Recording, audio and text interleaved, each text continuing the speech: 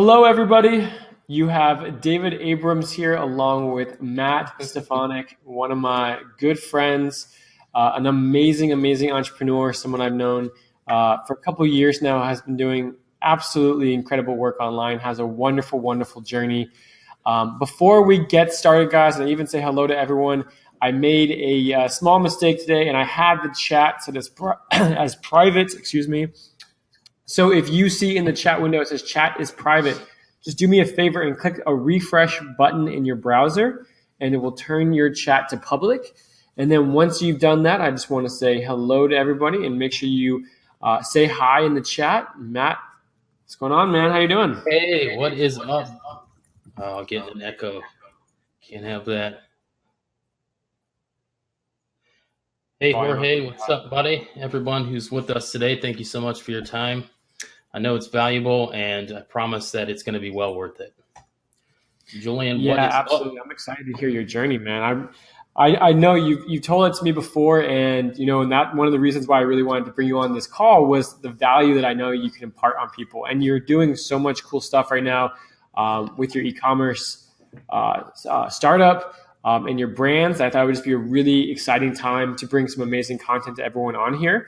And as usual, people will be coming in during this call. So I'm actually going to put in headphones, guys. So give me just 1 second here. Yeah, do that. There's nothing worse than hearing everything you say back to you. I love it. I love hearing myself. Yeah, in the shower. Well, awesome, guys. Say hello. Go ahead, type into the chat box. Tell us you're here. Hey, Bennett. Hey, Julian. Jorge, what's going on? We can see it. We can see everyone in here. So if you don't say hello, yeah, I'm just gonna call you out. We're pretty angry with you. Like April, I see you, April. Yeah, hiding back there. Get off of Facebook. Anna's just in here messing around. What up? Hey, Steve. Thank you. What's going on, guys? Well, all right. Well, let's do this. Let's kind of just jump into this because we have about an hour, and you have a lot of great content to share. So I just kind of want to jump right in. You guys, as usual, hold on to questions. We'll go through them along the way. But Matt, let's start this way. Tell me about your journey. How did you get started doing a lot of the really cool 7-figure things that you're doing right now, 7-figure businesses that you're running right now? How did you even get here? How did your journey start? Man, I really don't have a whole lot prepared, like as far as content goes, but it's been a long journey. I've been at this entrepreneur game for 15 years now, which I'm pretty excited about. I mean, I've always dreamed of being able to kind of keep this going my whole life, and started very young. You'll probably hear, if you read enough books and follow enough people's journeys, you'll hear like one of two different types. The kind of born entrepreneur type that started businesses when they were young. The first time I actually heard somebody say that they mowed lawns, they sold candy out of their locker, and they had a paper route, I swore that they were lying. I was like, they stole that. I swear they stole that from me. But it's true. There's like guys that kind of born entrepreneurs that have been doing like entrepreneurial stuff their whole life and kind of maybe destined for it. And then there's like the other type of entrepreneur that just kind of discovers along the way, like, what I'm doing right now sucks and I want to do something else, right? And they don't even consider themselves entrepreneurs. But I'm the former type, the kind of born entrepreneur. Was born in Northeast Ohio, and as a young kid, I would mow lawns throughout the summer. In the winter times, I would go door to door with a shovel and just, $5 to shovel an entire driveway. I had a paper route, and that was probably my first business, although I didn't know it at the time. I paid some of the local kids to stuff it because it was like a free press. You had to put it together like 2 stacks into one and then fold it up and put it in a bag. And I would pay the kids to do that because I hated that part, but I loved like riding my bike through the neighborhood and trying to bang a door with it, right? We had this aluminum like screen doors up in Ohio, and you could just crack that thing and it sounded so awesome. So I did that at such an early age. And then I took my money that I made from that and I bought baseball and football cards. Nice. Because they had value, right? There's this thing called the Beckett, and you could look up the cards and figure out how much they were worth. So I kept like a journal of how much all my cards were worth and how much money I was making all the time. And then I'd actually go to like baseball and football trade card shows and sell these cards and make money. So I was always doing something to make money. By the time I was in high school, I was selling like Oakley sunglasses out of the trunk of my car and trying to start businesses. So I kind of got away from that a little bit. I started an MLM business it was an Herbalife business when I was 18, I think, and got away from it in my early 20s when I moved down to Florida and tried to play basketball. Actually went to USF right near you, David, in Tampa. Mm-hmm. Yep. And tried to play ball there in a couple other schools. And then things just, weren't working out for me. So found myself in Lakeland. It's where I met my wife, Amy, 15 years ago. And we moved to Sarasota. And I had no money. I had a car payment that I couldn't afford. I had no cell phone. And we just got an apartment that we couldn't afford. Neither one of us had jobs yet, right? But we had a month to figure it out. So I was like, you know what? I remember this day. I was just writing about it in the book that I'm writing. Thinking, what next? Like the basketball dream was over. What next? What am I going to do with myself? And I said, you know what? I'm going to get back into real estate. I had this Carlton Sheets course that I bought a couple of years before that. And you might even be too young to remember what that is. It's an info product on real estate investing, Carlton Sheets. So got that back out. Was like, I'm going to get into real estate. I dropped out of college. I met Amy, moved to Sarasota, and I got into real estate. And that was 15 years ago. I've been self-employed ever since, which is pretty amazing. It's been one heck of a journey. So that's pretty amazing. So, I mean, listen, you kind of figured it out along the way. You were just making whatever moves you could. And I kind of know a little bit about your story. What happened in the real estate period? I mean, you kind of got hit there. Yeah, big time. Because that was the early 2000s. And looking back, it's clear that I was in the right place at the right time for sure. Can't be, naive to think that I was just like some type of entrepreneurial genius, because there was a lot of people around the country that were flipping houses because it was super easy. But it was like the right mentality, the right amount of hustle, and the right time. I got in and it just was flipping houses like crazy. Actually, it took me 3 months to flip my first one. But I finally did, and took a lot of convincing from Amy and some family members to, lend us money along the way. But eventually we turned that into 6 figures a year. And that was great. Thought I was going to do that forever. Like just living the dream, early mid-20s. Like life was amazing, right? And then, as we all know, the real estate market crashed in, late 2000s. And the 2007 for us was really hit us hard in Florida. Lenders were dropping out. Insurance companies didn't want to write policies anymore. We couldn't sell houses. Like the whole thing was predicated on somebody eventually living in that house. And we just couldn't flip houses. So like, I didn't know what the hell to do. Like it freaked me out. It was crazy because everything was like crumbling around us. Our business was falling apart. I couldn't sell houses. We were scared. Right. And I read this book. It was, like the E-Myth, I think it was called. Johann Mock was in it. It was crazy because they talked about guys like Matt Stefanik and Sean Casey and Johann Mock, right? All guys I later eventually come to know and meet personally in my life, right? And speak at events with, which is crazy. So I got this new dream, like, hey, I know what I'm going to do. Like, I'm going to create this real estate course. And I had no clue about info products or online marketing for that matter. When I was in real estate, I didn't do anything online. The only thing I did online was like look up foreclosure listings at the courthouse website, and that was it. I had no website, no lead gen online. It was all like person to person. But I developed some skills, particularly in marketing and creative marketing, and like NLP, like mirroring, building rapport, stuff like this. Even micro commitments. Like figured that stuff out, and then I learned about what I was doing like years later online. So, and let me just ask you, where did you go to find that stuff out as you were just kind of figuring it out along the way? Yeah, just figuring it out along the way because, like I do now, I was reading books about real estate and, everything I could find. And some of it just kind of came naturally, like the whole micro commitments. We used to have people fill out a lot of contracts. And my partner would say, he was an older guy, he would say, you get that, that deed out there first, or, we can't do the deal. And I said, if we get the deed out there first, there's no way they're going to sign with us. We got to get them all to sign all these other contracts first, because by the time they get to the deed, they're just signing. They're not even reading. So we were kind of stepping them through this process. And, I didn't even realize at the time what we were doing, but it was micro commitments. And that's something that you can use, today in on online marketing, which is pretty incredible. So as we know, 2007, the market crashed. Like I lost everything. We sold everything we could possibly sell of value. I lost our main house to foreclosure that we were living in. I had 2 rental houses that I lost to foreclosure, and I had my car repossessed, and I had like 3 payments left on it. This was 10 years ago. Wow, Yeah, that's crazy. exactly. So I had to start over. But the funny thing was, Amy was upset. I mean, it was an upsetting time period. We had young children at the time. Ben, our middle child, was like 2 when this was going down. And so it was very scary times. And I said, babe, don't you understand? Like, this is great. We have a story now. Like, this is part of our story. You know what I mean? This, like, every book I've ever read, somebody had a story, and it was like amazing, this hero's journey. And now we have our own. I said, don't worry about it. We're going to get it back. There's no doubt in my mind.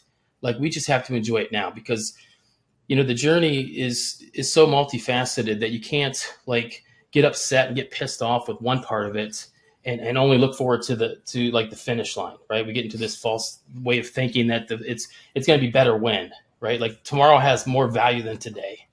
And that's just a false way of thinking. And it kind of removes happiness from your life in the now. So I think you just did something absolutely. You just said something so amazing. That's such a key, valuable point. I think so underappreciated. How, like, first of all, amazing mindset and amazing perspective. And I was going to ask you, like, how did you shift your mindset? But I think it's understanding that you're right. You're in the journey. There's going to be the ups and the downs. You have to take the bad with the good. If you're expecting to get to a finish line, it's not going to be an easy journey. And no one ever said it was going to be, but if you remove the ability to say, hey, this is the now, I'm in it, this is a really shitty period, but we'll get through it. That's an amazing perspective. How do you think you develop that? That's such a hard thing to even recognize. Even when you're in it and you have perspective, you still kind of want to like suck into the negativity.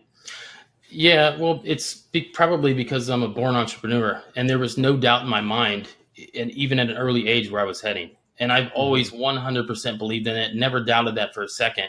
I've doubted at times how we were going to get there. How we were going to get from one point to another. But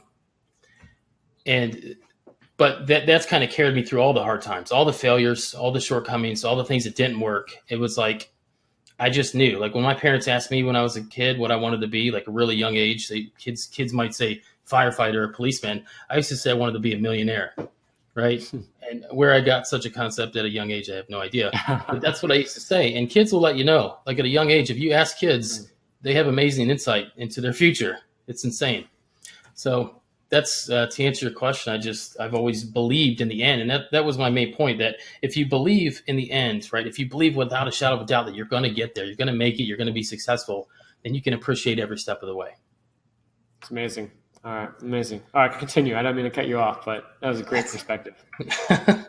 Let's see. So that was, it took me a while to kind of figure out what I was going to do next. We had to pick up and we moved to North Carolina and started over. I mean, I took what information I had, my knowledge in the real estate business, and I started doing foreclosure inspections and loan modifications for people. It wasn't the type of money I was making in flipping houses, but it allowed me to continue to work from home and work for myself. So, I mean, it wasn't until 4 years later that I actually got into internet marketing.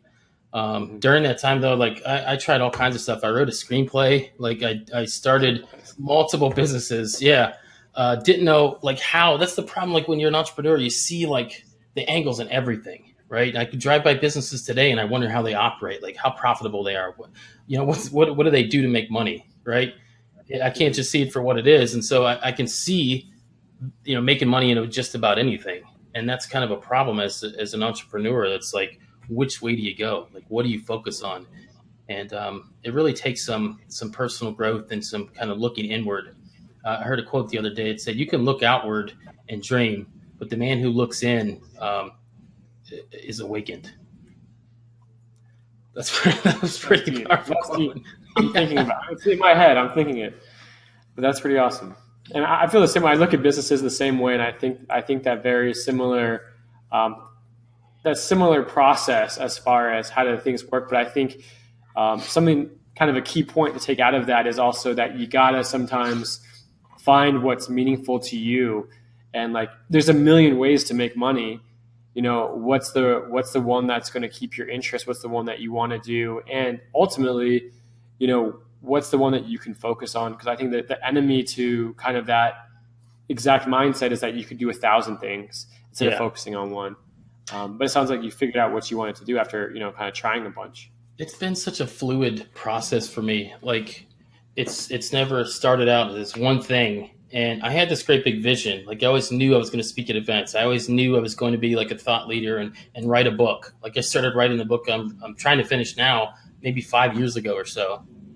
No, 10 years ago, even when I was in real estate, kind of taking some of those old philosophies and, updating them and upgrading them to, today's way of thinking. But in 2011, I was like, you know what, I got to do something else. This is not working. I got to figure it out. So I found like the first thing I came in contact with was some MLM company on Craigslist. And I got into that. It seemed reasonable. Like I'd done it before in the past and made money with it. So I jumped right in, and glad I'm not in it anymore because, we have our own companies now that do really well. But the good thing about that is I'm thankful for that time because it forced me to learn internet marketing. Mm-hmm. So I figured if I could just learn internet marketing, I could grow that business, right? I could generate leads, and I learned everything myself. Today I don't do everything myself, but I know everything. I could do all of it because I had to figure it out for myself. I had to write copy. I had to do graphics. I had to build websites, right? I had to learn Facebook ads. And that's a great way to kind of get to the top of your company is by doing it all, understanding how everything works, and then dictating. Right now, all I do every day is we have multiple VAs. Is I dream things and I figure out what we should do, and I dictate what needs to get done to get it, to get there. Right. So, very big on outsourcing and automating absolutely everything I can.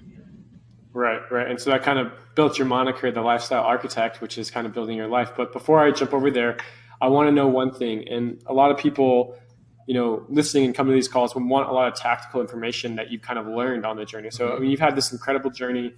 You had to learn a lot of the stuff yourself. You're at the point now where you can hire other people to do it for you.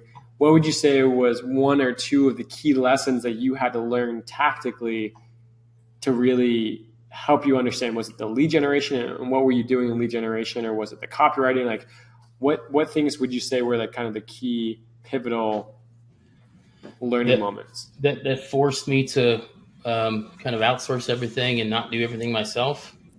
No, I just mean that helped you build your business to learn what you need to do to build it, because you got to the point now where you can outsource it. What were the pivotal moments or pivotal things you had to learn that you struggled with not knowing coming into online marketing? Oh yeah, I mean everything. I had to learn everything to figure out just even how to connect the pieces, like lead gen, like how does that even work? Like autoresponders, how do people even get automated emails? Like just from square one, like I resisted the internet and kind of online marketing while I was in real estate because I loved meeting people person to person, and I never walked out of a house without a contract when it was a good deal, because I prided myself on being able to relate with people and do a handshake deal. Although we filled out contracts, like people knew what we were going to follow through and do what we said we were going to do. I can tell you though that young people ask me, young entrepreneurs say like, what advice would you give me? And for sure, it's don't be in a hurry.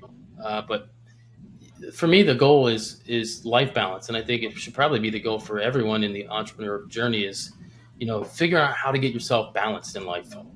Because we have a tendency to get very unbalanced, and that's fine because at first we absolutely have to get and be very committed to getting unbalanced. Because if you don't, you're never going to create anything great, right? You got to just put in the hours. But the problem with that is there comes a point where, like, where do you draw the line? When do you stop working 12, 14-hour days, right? When do you stop waking up in the morning, going right to your desk, and then having to be like pulled away for dinner and pulled away because you forgot to eat lunch, right? You got to come to the point where you look at your life and you look at your priorities and say, okay, so clearly we got to prioritize. We got to figure out a way to get balanced. And that only comes with time, because it's a learned behavior, just as much as working a lot is. It's a learned behavior. And so for me, it was just like, I have a family, I have children, I'm a father first and foremost, and that's what I care about. And you have to acknowledge the fact that nothing in business is a freaking emergency. It's not. Like, It's so easy to feel that way, though. oh God, yeah. Because you could. There's always something you can do. You know, you Yeah. could be online at night. You could be on your phone all the time. Like, it's not an emergency. It can wait. So now I can tell you in real estate, I had none of these habits. None. Now I wake up around 5:30 every day, and I have like a 2 hour, you know, as you know, A Miracle Morning, right? The book Miracle Morning by Hal Elrod. When I read that book, I was like, damn it, that's so brilliant. I should have wrote this book. I've been doing this for years. Putting this in chat, by the way. What's It's that? such a good book. Putting it in the chat, The Miracle Morning by Hal Elrod. It's such a good book, and Yep. if you guys haven't read it, you guys should check it out. Absolutely. Not only check it out, read it, and adopt it into your life immediately, because it is the difference between, you know, being struggling in your business, struggling every day in life, and focusing on yourself and working on yourself more than your business. And you know, one of my favorite quotes I told you before in business is by Jay-Z, right? And he said, "I'm not a businessman, I'm a businessman." Oh, yeah. I just put in a blog post on last week, so yeah. I love that quote. Featured him.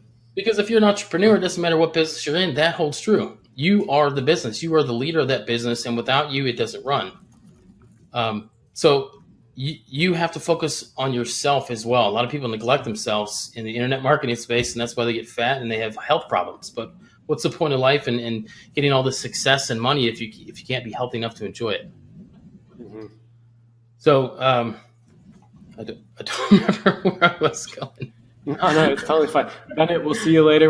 No problem. And you guys, by the way, these replays are up on the blog, demio.com/inside. We put show notes, book notes, anything that we talk about on the show will be there in case you guys miss it. Julian had a question, and we'll jump on this question here in just a second because I want to continue this train of thought that we have with you. So you were kind of talking about the habits, and you said one of them's getting up early, so your Miracle Morning, and then there were some other habits that we're looking at in your life. Yeah, actually, during that 2 hour period of time in the morning, I eat breakfast. I usually sit down at the kitchen table and I do a jigsaw puzzle while I listen to an audiobook. Nice. And I like doing jigsaw puzzles because it distracts my brain just enough in order to consume the information. Because if I just sit there and listen to it intently, I find that my mind wanders and I'll start thinking about the concepts too much. And then I'll be down this whole rabbit hole and I'll just be like, oh, crap, I haven't even heard what he said in the last couple of minutes. Right. So doing that puzzle like distracts me just enough. And it's the same way when I read. I need to listen to classical music because it helps, focus me just enough to consume the information.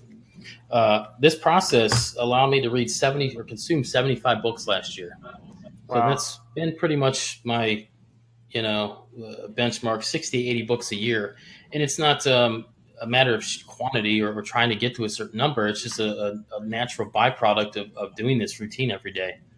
A lot of those books I went through multiple times, and I always take notes. I mean, you should see my Evernote. If you guys don't have Evernote, get it. It's one of the most brilliant tools that you can have. Because I leave my laptop in there, I have my desktop in my office, wherever I work in the world, I can access my Evernote, and I have notes on absolutely everything that I listen to and read and consume. So everything from e-commerce and the lifestyle architect concepts, stuff on NLP and what else? Do you actually go back through those notes and you review them? Do you have a certain schedule on how to review them? Like, how do you make the most out of those books? Once I write them down, I mean, just the simple process of writing them down helps you retain it even more because you can hear it and it's kind of fleeting. But once you write it down, you're physically writing the words in front of you, and then you get to see them as well. So you're kind of tapping into those different modalities of learning at the same time. Yeah. This is just a habit, right? And I'm very, very big on habits because I think it's what separates the really successful from the mediocre. I don't know how you say the word, mediocre people with mediocre success, and those from like that are just completely struggling in life and getting their ass handed to them every day by life. It's all about your habits. Mm-hmm. Let me ask you this: while you're developing habits, one of the key things that people are going to find that I found when I deal with habits is that you go through the moments where you break those habits, or a fire happens, not a literal fire, but like a fire in your business, and you break the habits even though you're setting them up, and it can take up to 2 weeks to build a habit, 4 weeks to build a habit. How do you stick through it, through the hard times? How do you build those habits and keep continually focused on them? I'll tell you how. It's by flipping. It's by flipping the mentality from what most people. So for most people, it's they're kind of driven by feelings or their emotions. So it goes, feelings. Like let's say, for example, go to the gym. I don't feel like going to the gym today, and then the action comes, and then the identity comes afterwards. And unfortunately, it's an identity that they're not very proud of, or they're kind of embarrassed of. That they feel bad that I wish I had gone to the gym. I feel bad about myself. Well, when you flip that on its head and you really get focused on being a high level achiever, you start with the identity first, right? I identify myself as someone who is a high achiever, who is disciplined, and who gets to enjoy an extraordinary lifestyle. That's my identity. And because of that, that's what drives my actions. And then the feelings come later, right? So you kind of reverse that model. Got it. And then, so even when you're focusing on them, so I'm just going to go back to the same question. Okay, so you're reverse engineering them, and the reason I'm trying to harp on this is because I want to learn this too, because I run into roadblocks all the time where I'll be doing really good on a habit, and then it's broken, and then it takes me forever to get back into that habit again. Yeah, I can tell you it's probably because you're focusing on the habit itself. A lot of the mind hacks and habit hacks that I use are just a way to trick ourselves. So, for example, I have something I call the funny mind hack trick for going to the gym. Nobody likes going to the gym. It isn't until you actually get to a point when you're seeing a lot of results and you feel great that it's because you've been going to the gym and probably eating right and sleeping well as well. So if you think about, crap, it's legs day. I do not want to do squats or deadlifts or whatever the hell I'm going to do. You're focusing on the habit itself. What I do is I do cardio for the first 23 minutes, because what I do on the elliptical is I watch something funny on Netflix that I would never watch at home because I don't watch TV during the day. I actually watch about maybe an hour at night with Amy at the end of the night. But I'll watch like Family Guy or American Dad or Trailer Park Boys. There's just something stupid and ridiculous and really funny. It's like a guilty pleasure. But that emotional trigger, that emotional anchor is laughter. And that's what I associate going to the gym with. I get to go laugh, right? And that's like one of the strongest emotional anchors that we can have, is because that the way that it makes you feel. So instead of saying, I don't want to go to the gym, I look forward to going to watch this show. Like today, right after this call, I'm going to the gym and I'm going to be watching new episodes of Trailer Park Boys. Nice. Right. So I don't have to go to the gym. I just got to go get dressed. And I don't even have to get to the gym. I just have to get in my car. Right. It's one step in front of the other. Like you can trick yourself, right? You can trick yourself and completely ignore why you're going to the gym. So if you, whatever the habit is, the reason why you don't do it is because you're focusing on how much the negative aspects you don't like, instead of focusing on them. Yeah, focusing on like, I don't want to do this because of this, right? There's a number of different strategies and exercises that you can do to kind of break the habit of being yourself. Basically, that's one of the biggest things that for personal growth is you got to break the habit of being yourself. And if you want to get to another level in life, and all kinds of examples of that too. It's just really simple things that you can break up patterns that you're in yourself. Awesome. I know I'm kind of jumping off subject here, but this is great stuff. Example of that is, so when I go to the store like Dick's Sporting Goods, we had to go and get Ben all new stuff because he's growing like a weed. He hadn't played since last year, so we had to buy him all new stuff. And you go to the stores and they just want to like ask you so much information. They want to get your phone number and your email address and your mailing address. And you're like, geez, can I just buy this and get out of here, please? So my MO is, because I'm a rebel, I'm not giving anybody anything, right? I don't want to give anybody any information. I just want to get out of there, pay for my stuff and leave. So to break the habit of being yourself, like I came back and told Amy, it's like, yeah, they asked me for all this information. I just gave them everything. I didn't even resist at all. And she's looked at me like, what? Who are you? Like, why would you do that? It's like breaking the habit of being myself, right? Like breaking our tendencies and stretching our emotional, resiliency, getting comfortable with being uncomfortable, right? It's totally an uncomfortable thing, but after you walk out of there, you're like, that wasn't so bad. That was easy, actually. You just submit and give them all your information. Just a stupid example, but, that's kind of along the lines of what I mean by breaking the habit of being yourself. The process of growth, and it's never easy, it's never comfortable, and it shouldn't be, because that's exactly where growth happens. But let me do this, because we're going to get into questions here soon. I want to make sure everyone asks questions and we give you guys as much great information, and we can pick Matt's brain here. So let's fast forward a little bit. You got into online marketing. You have the VAs doing this stuff. Right now, you're doing something really amazing. You have a fitness brand that's doing really well in e-commerce. And then you also have your software startup and all in e-commerce. Talk to me about, how you got started on this, kind of what have you found in that journey itself? I mean, what did you learn? Anything new, anything that you would want to talk about? Well, how I got there was pretty interesting process, and you were actually part of it, David. You were one of the only people that were on my webinar a couple of years ago. Some people might remember my ex-partner and I were kind of one of the leaders in the industry that were teaching people how to sell t-shirts on Facebook, right? Teaching them how to run traffic to Teespring. So Teespring was really big, several years ago. And, that was great. I always realized that was kind of a cash flipping business. It wasn't a great sustainable business. I kind of got away from it for a while. My partner and I went our separate ways. And then I wanted to work on the lifestyle architect. I felt like it was time to kind of get that out there. And I was doing what I wanted to do, right? Instead of looking at the marketplace and trying to fill a need, I was doing what I wanted to do, what I knew to do. And it was about money. It was about, here's a way to make money, right? Just like a lot of things. And I did this webinar. It was a horrible failure and it didn't go well. But what the great thing about them, the great thing about our failures in life is that they're learning processes. They're not failures. They're opportunities to learn. So it forced me to take a step back and look at, and say, where the hell did everybody go? My email list isn't responding. What's everybody doing? And started, browsing around the groups and figured that there was a lot of people. Shopify was growing, was getting pretty big. And I was like, that's cool. I like Shopify because it kind of solves all those negatives of, Teespring. It was just like a standalone platform, whereas with Shopify, you own the business. It's yours. You own the list, you own the customer, you own the retargeting audience. It's all yours. It's all within your control. You can do whatever you want. This is brilliant. I got to learn this stuff, right? I got to learn Shopify. And so I did. And I also found somebody that was doing really well.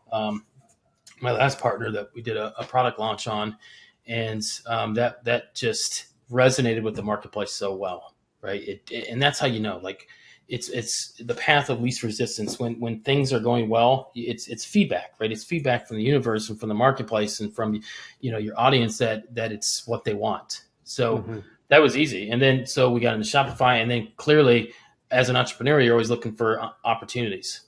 And so I saw one of the biggest drawbacks to Shopify was all the apps, and the apps are great, but it's being nickel and dime for every single app that you need.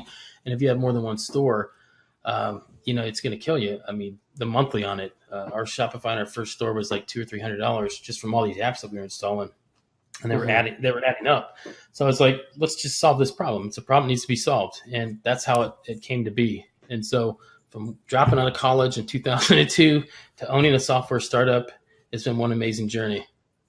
Yeah, it's a very long journey. It's pretty awesome though to see that, man. I mean, it's absolutely incredible. What would you say some key takeaways have been? Obviously, you've gone through a lot of development. You've done a lot of work in there. You've had partner situations. What are some of the key things you've learned? You definitely have to trust yourself. I knew when it was time to go with the past couple of partners that things were just not, like I said, the path of least resistance. It wasn't working out very well. It was kind of difficult to work together. Things weren't growing the way that they should have. And it can be difficult because you're going to take a hit financially, but it's necessary. And you can't be afraid to do that, to do what you're supposed to do. So I guess that, and, never stop continuing to improve yourself. Like I said, I read, tons of books every year, and it's upgrading the way that I think, the way that I operate, always trying to improve my habits and taking inventory of life. Where are we lacking? What's going well? Where can we improve, and what can we do to make those improvements? And so it's just a constant feedback thing. How do you measure that stuff? I mean, I feel like for myself, I can write down what my goals are for the year. I can see, at the end of the year, there are goals, but during the growth process, as you're getting out of your comfort zone and getting better and growing, and you're reading all these books and you're overloading yourself with information, where do you find one, the key points to take away, and two, the measurement of growth? I think what's so interesting is going to the gym is a great example. You can go to the gym and after a month you can see results. Maybe not after a day, but a week maybe. you can run faster the next week. Maybe, in a month you're seeing muscle tone and stuff like that. Sometimes in these personal development things in business and stuff like that, it takes so long sometimes to see results. How do you do that without giving up? How do you kind of measure micro growth areas? Or how do you do that personally? That's a great question. I look at where I've been in the past and how close in alignment I am with that vision I had for myself at such a young age. Like, am I anywhere near where I wanted to be? And the answer is yes. And it's also, for me, it's not going to get any better. For me, it's not. It's really not. We could sell our company for $100 million, and my life is not going to change very much because my priorities are in line. And that's that I'm a husband and a father before a businessman, right? All those always come first. Usually 2:30, my son comes in here, gets off the bus. He comes in here. I stop what I'm doing. I give him my full attention. And I ask him about his day, and we talk. And it maybe takes 5 minutes. That's all it takes to just like give him some love, show him a smile, tell him you care. Like just wrap him up and tickle him and just like be excited to see him. And for me, like that's the biggest success that I can show in my life is that my children adore me, right? And we get to do everything together. We travel everywhere. We took 14 trips last year, right? We took them on a cruise last year at the end of the year for Christmas to Turks and Caicos and the Dominican Republic. We had to fly to Miami to do it. And just seeing the awe in their face and just experiencing life and getting out in the world and seeing how other cultures that we tell them, this is not how people in the world live. The majority of the world does not get to live like we live. And they don't really understand that. Kids in America, for the most part, can't understand that until they get out there and see it. So really for me, that's, when you take inventory of your life is how well, as a father, how well are your children doing? How are they doing in school? How are they developing? Are they happy? Are they content? Or are they miserable or frustrated or angry? Or, you know what I mean? Like, how good of a job are you doing as a parent? It's our goal to raise the next generation of ass kickers and disruptors like ourselves, right? So that's really how I measure. And, I get 7 hours of sleep and we make great money. And, it's like, I don't know how much better it can get. But we can always make more money. We can always be more famous. And none of those things really appeal to me. It's, we're doing everything we ever set out to do in life. And it's, for me, it's just about continue to add value and help do what we were meant to do here. Right. That's awesome.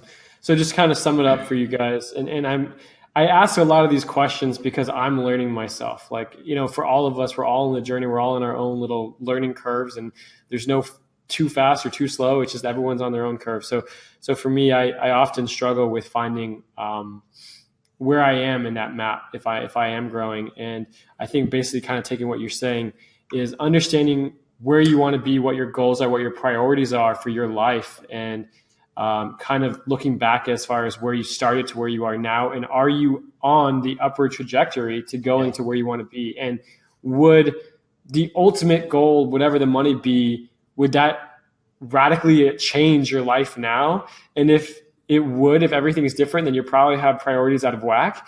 Maybe like you're not doing what you would do with money. And if yes, your life would be the same with that money, it means you're kind of working towards your goals and you're doing it the right way. Yeah, exactly. You have to learn. I always said this to Amy. So we have to learn how to be happy when we have nothing, right? Because it's all part of the process. It's all one thing, This journey is just, it's not better as it goes. It's the whole thing is great because, when you get there, you look back on those times and you're like, oh my God, it was so amazing. Like we were scared and, we weren't making any money. Remember that house that we started out in? You get to laugh about it, right? To take that information and apply it to now and just know like you might be living, your story right now, right? You might just be living it and you'll get to laugh about it later. Yeah. And another thing is there's no way that, money's ever going to solve it. People think that's going to be it. There's a lot of freedom in having money, of course, but like Bill Gates said, once you get past a certain point, it's the same hamburger, right? It doesn't get any better after a certain point. Yeah. That's really good. I just also want to recommend this book. This is my second or third time reading it, but I absolutely love it. The Obstacle is the Way by Ryan Holiday. If you guys haven't read this one, it's a must read. And it really talks about it uses history and principles over time about how the trials and the downtimes and everything that you're talking about is actually, what turns us into who we're meant to be and what we can become. And it's not in a woo-woo way. It's more in a, like, literally your perception shapes who you become. And you need to understand that we perceive things sometimes when things, the book was The Obstacle is the Way by Ryan Holiday. And sometimes we perceive the hard times as like, this is the end. I can't say anything else. But the perception there is all shifted. You have to learn to change the way you see those events. And it sounds like, first of all, you have an amazing perspective. So thank you so much for sharing it with us. But, let's do this, Matt. Let's jump over to questions right now, because I know there's probably some questions here. Julian said, how do you wake up at 5:30 a.m. without waking the whole house? And I guess that's just part of your miracle morning. How do you kind of do that? You got a big house. I mean, that's awesome. Amy wakes up pretty early. She wakes up fairly, not too much more time after I do. And she meditates in the massage chair. And she has her own, like, the morning miracle routine. It's a little different than mine. But it's just, again, I wake up and I'm ready to start the day because I love my morning routine. I can't wait to, do a puzzle or watch some videos online, from Mind Valley. I go through courses for Mind Valley and Optimize That. Me with Brian Johnson's great stuff. But for the most part, it's usually just listening to audiobooks and meditation. Like, I don't start my day without meditating every day. Like, it's a superpower. It really is. One of the things I'm talking about in my book, The Lifestyle Architect, actually the subtitle is Conquering Yourself, Manifesting Your Dream Life in the Quest of Higher Consciousness. So meditation is like one of your superpowers because it allows us to connect with our higher self and ask for guidance. And it's to the point where I go to sleep at night, seeking guidance, and I wake up and I have dreams and I'm able to interpret my dreams from guidance. And it's amazing. I mean, it can only be experienced and not very well explained, but something I won't do. Like, I won't even start my day unless I meditate. That's really amazing. And just kind of an overview. If you guys have not read The Miracle Morning, definitely check it out. Hal Elrod, we talked about it before. But the idea of The Miracle Morning is that you're basically telling yourself that you're going to wake up at a certain time. You're going to feel great when you wake up. When you wake up, you're going to have a certain mindset. And the first things you're going to do, instead of hitting the snooze button, you're going to get right out of bed. Mm-hmm. You're going to have a glass of water. You're going to take some time to do some personal development exercises. So you're waking up early, starting your day early, getting some energy from that. But you're also going to take the time to, like Matt said, to meditate, to find what's important to you, to go through your goals, to maybe say your affirmations. Do the things that really put your head in the right place. So you're up early, you have the energy to do it. You understand your goals, you understand the clarity of your vision, and then you go about your day. And then at the end of the night, at the end of that day, you can recap, maybe the day. Really look back. What did I accomplish today? Did I do everything I wanted to get done? Tomorrow, I'm going to wake up and I'm going to do it again. I got a little strategy for you that might help you with getting up early. Most people go to bed, their mind's like wired, right? They're on their phones. It's like one of the worst things you can do is be on your phone, like in bed. And the last thing you do is like stand at your screen, you're on Facebook, your mind is going really, really fast. And then when you wake up in the morning, it's going really slow. It's like, oh God, not the alarm. I don't want to get up. I hate work. You're kind of in a really low frequency. But what you can do instead is flip that on its head. And it seems to be like the way, if you want to figure out like how to do shit, the George Costanza method is just flip it, like do the exact opposite. If everything that I've done is wrong, maybe the exact opposite holds true. Right? George Costanza. Amazing. Yeah. So don't be on your phone. Definitely, it makes you feel like it'll keep you up. It'll make you have a hard time falling asleep. But slow your mind down at night. Right? I do meditative breathing and I could fall asleep in less than 60 seconds. Go really slow. Like, it's been a great day. Like, I'm so excited. I can't wait to wake up. It's going to be an amazing day. And you just kind of slow yourself down, slow your mind down. And then when you wake up, it's the exact opposite. My mind, I'm like, let's go. like another glorious day in paradise. I can't wait to get up. I'm going to do this and this. And I start firing like fast, right? So it's the complete opposite of what most people do. Mm-hmm. That's awesome. Some other tricks that I've seen, and by the way, that's amazing advice, and it's absolutely like the first couple times you do it, you don't always see like instantaneous results, but you keep it going because what you're doing is you're turning your mind to start thinking that way, and it really does. Like after just a couple days of doing it, you start to feel the benefits of it, and a couple weeks turn that into a habit. A couple weeks of a habit, a couple months, your mind really starts to churn that way, and it becomes insanely helpful for production. Some of the things that I've seen, like Tony Robbins does something very similar. Where he even got like, and Wyatt, one of the co-founders here at Demio, did the same thing. He got a mini trampoline. Tony Robbins jumps into like an ice pool, and so just craziness, but just ways to like get your energy moving first thing in the morning. Like they wake up and they just jump right on their little trampoline because it's just fun. It gets your blood moving. Get ready for the day, like just pumped up. But I think it's very interesting. But here's a question from Susan. I've been getting up at 4:35 a.m. every morning. I own a private process service company. If you don't work, you don't eat. I raised my daughter. She is now 37. Congratulations. I understand what you're saying. You do what you have to do to make things work and support your family. I am the one with bestonlinestore.us. Oh, yeah. Cool. We just reviewed her site last week on a webinar. That's awesome. Susan, That's thank awesome. you. Thanks for sharing that, Susan. Was there a question in there, or just kind of well, no. I think she was just kind of saying thank you, but okay, awesome. Yeah. Any questions, guys? By the way, please send in questions because we'll answer them right now. We're all live here. So just let us know if you have any other questions. And Steve said, by the way, I just learned that after you finish a book and have taken notes to summarize the book in 1 or 2 sentences, it helps to jog your memory. So that's a really good added kind of step that you can do. So if there's no more questions, I'll share a few more things. The concept of elevating consciousness, it's such a prominent thing in my book because I think it's one of the 2 reasons we were put on this earth. Like that's one of the main questions in life is what are we here for? Right? What's it all mean? What's the whole point? And for me, from what I believe to be true is that 2 things is to experience love and to elevate our consciousness. Love is something that we can't, like God's love, like we can't really explain it. To experience it is the only way to understand it, to give love and to receive love, right? And then elevating consciousness. We know as a collective society, our consciousness has been elevated over the last several decades. I mean, there was a time when women didn't even wear 2-piece bathing suits. They would actually get a fine for wearing a 2-piece bathing suit, something too revealing, on the beach, which is insane today because if you tried that crap with women today, they're like, get the hell out of here, right?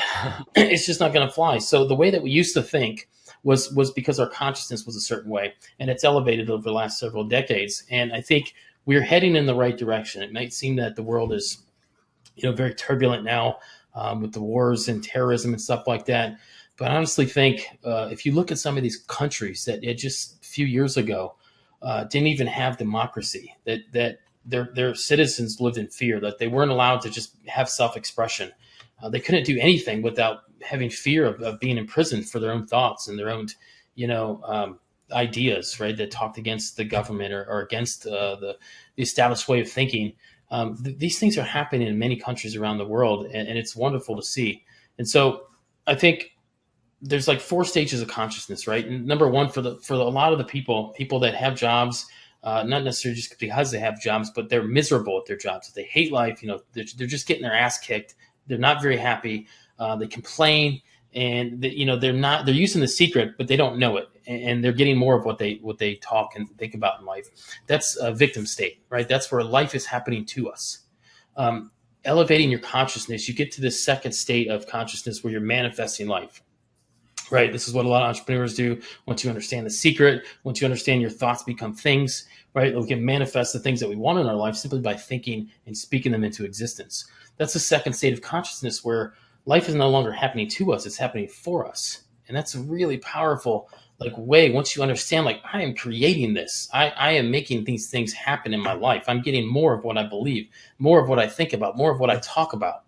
Right. And then that next level of consciousness is like a mission consciousness. It's life is happening through us, and you know of a few people that have reached this state of consciousness. Guys like Tony Robbins and Brendan Burchard and Joe Osteen, like their life is driven by mission and purpose.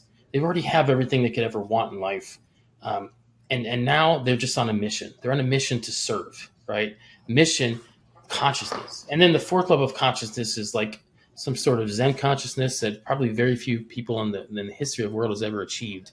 And that's like life is. It's just you're one with life. You're probably a monk. You have no material possessions. Like you're just one with life, and that is it. And I don't know that's ever going to be a state I want to aspire to, but I feel like working every day at being more and more in that mission state, that mission consciousness. That's really amazing, and that's really powerful. Really resonated with me right now as you're saying that, and really helps to kind of cut through some of the daily BS of the journey. You know, there's so much that happens in a day-to-day, month-to-month, year-to-year basis of your life, not even just your work journey, but your life journey.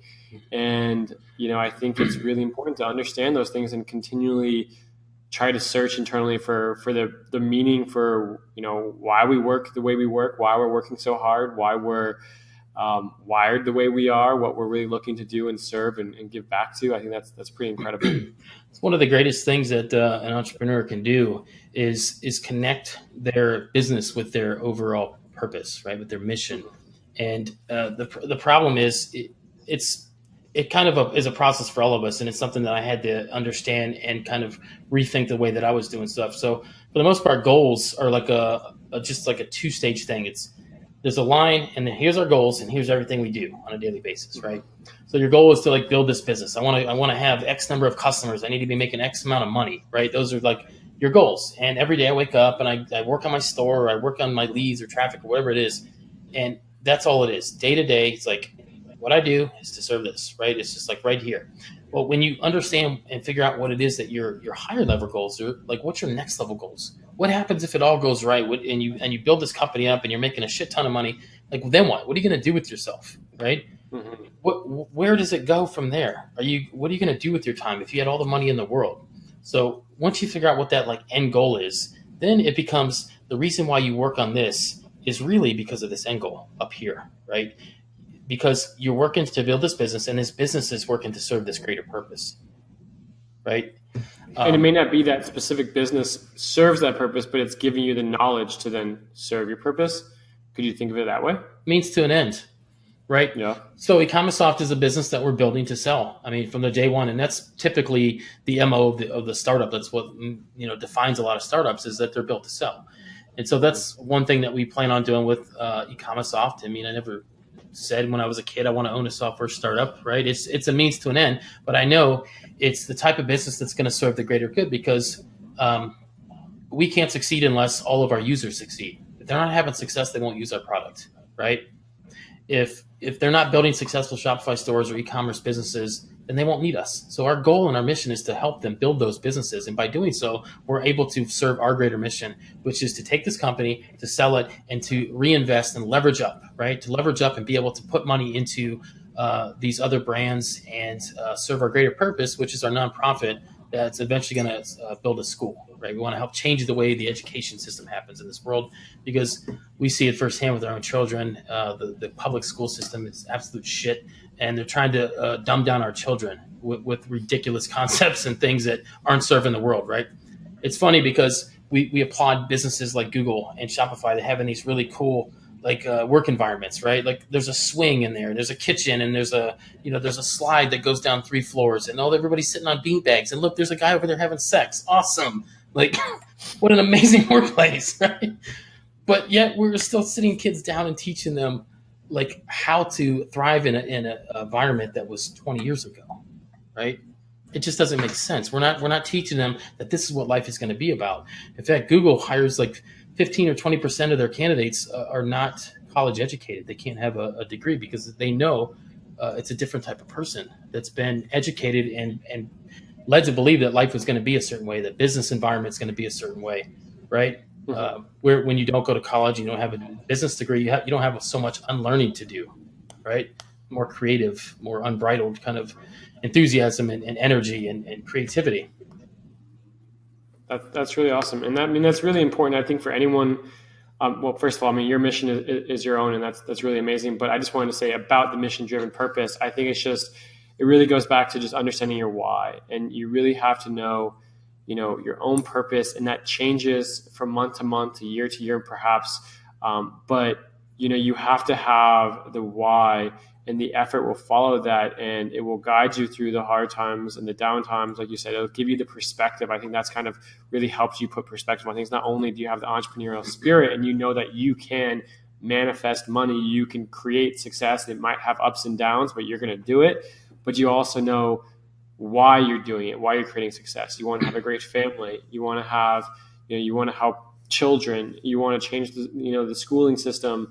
You want to, add value to the world, but your why, and you're pushing through everything that you've been hit with, from, market crashes to losing it all to building hopefully $100 million company that you're selling. So, congratulations to you for everything that you've done and gone through. And, thank you for sharing so many special lessons on this call. This one was, a lot more about kind of purpose and perspective and some of the journey than some of our other calls. But I think this has been so insanely helpful, even for myself, just kind of seeing the perspective and getting a better, vision of it all. Great. I'm glad I could be here. Thank you for having me. You're very welcome, guys. I just want to say thank you all for coming as well. Julian has he just sent a link in there for something for school system in Sweet. Victoria, British Columbia. Click that, check it out. But Julian, thanks so much for sending it in. All of you guys, thank you so much again for joining us this week on the Demio Discover Show. We'll post this all up on the blog. Make sure to come check it out. We're going to be posting this up as a podcast here very soon, so definitely come back and listen again. You can follow Matt online. You'll be, for those of you still on the call, you'll be redirected. But you can check out, do you want to talk about anything for them to check out before we leave? Connect with me on Facebook. That's probably the best thing you could do is, don't go to a link. Just go to Facebook, look me up. If we're not friends, send me a friend request. Love to learn about the people that are spending time with us today. Awesome. I think that's a great idea. Always personal conversations mean so much, guys. So reach out. Don't hesitate to reach out to either one of us. Good luck to everyone on the journey. We'll see you next week. All right. Thanks, David. Okay. Thanks, guys. Take care. Bye-bye.